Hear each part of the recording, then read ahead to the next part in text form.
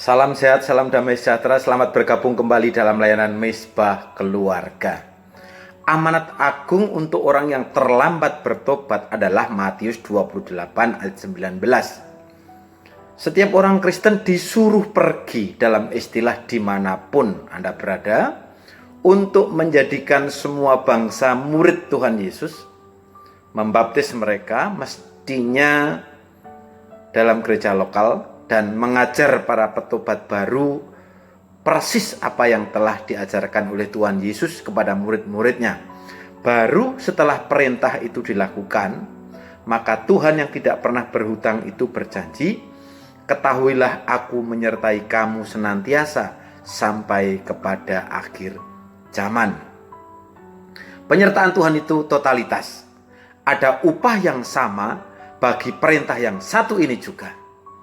Sebenarnya inilah amanat agung yang pertama bagi setiap keluarga yang tertulis pada Ulangan 6 ayat 7 dan 5. Haruslah engkau mengajarkannya berulang-ulang kepada anak-anakmu dan membicarakannya apabila engkau duduk di rumahmu, apabila engkau sedang dalam perjalanan, apabila engkau berbaring, dan apabila engkau bangun.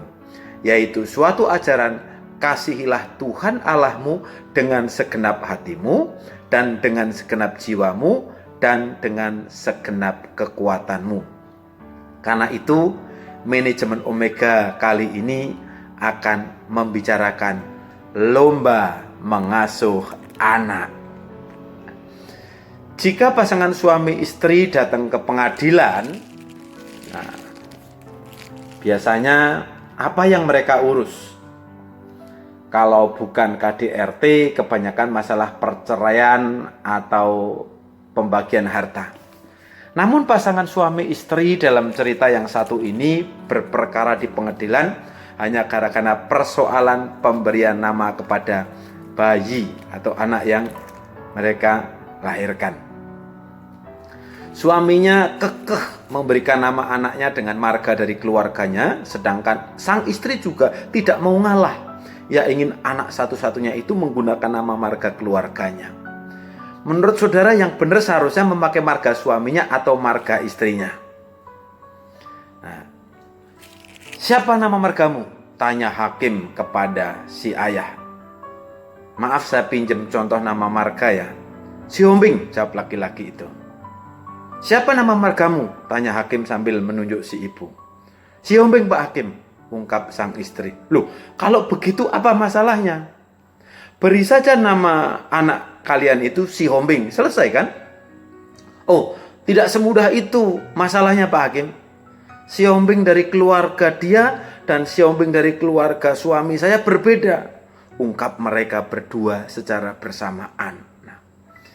Si Hombing dari keturunan saya orangnya ramah, pemurah, kemudian suka menolong.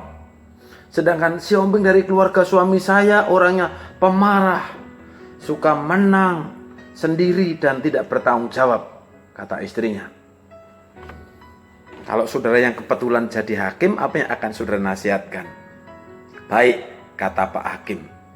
Jika begitu saya putuskan anak ini tetap diberi nama si Hombing. Jika ia besar menjadi anak yang ramah, rajin, dan suka menolong, itu berarti nama pemberian dari ibunya. Jika ia besar menjadi anak yang pemarah, suka menang sendiri, dan tidak bertanggung jawab, itu berarti nama pemberian dari ayahnya. Pasangan suami istri itu akhirnya setuju. Mereka kembali ke rumah dengan menggendong anak mereka. Bagi orang tua, nama sangatlah penting. Karena itu tidak heran jika mereka begitu selektif dalam memberi nama untuk anak-anaknya. Dan yang paling penting, jangan pernah lupa untuk hormat dan berbakti kepada orang tua. Nasihat dari salah satu dari dua orang yang paling lemah lembut di dunia ini adalah, jika kamu lalai berbuat bakti kepada orang tuamu, dengan segera kamu akan mengosongkan gudang keberuntungan yang telah diwariskan oleh leluhurmu, bahkan berlanjut kepada anak cucu, akan kehilangan kesempatan untuk menikmati keberuntungan itu. Mudah-mudahan bayi Siombing tadi sebijak orang ini. Baca Keluaran 20 ayat 12 supaya tahu siapa dia orangnya. Pribadi satunya yang lemah lembut ini juga berkata, aku menyertaimu sampai kepada akhir zaman. Berlombalah mendidik anak, baik anak kandung atau anak rohani, dengan firman Tuhan, dan semoga saudara melahirkan si Siombing yang ramah, rajin, dan suka menolong. Tuhan Yesus memberkati.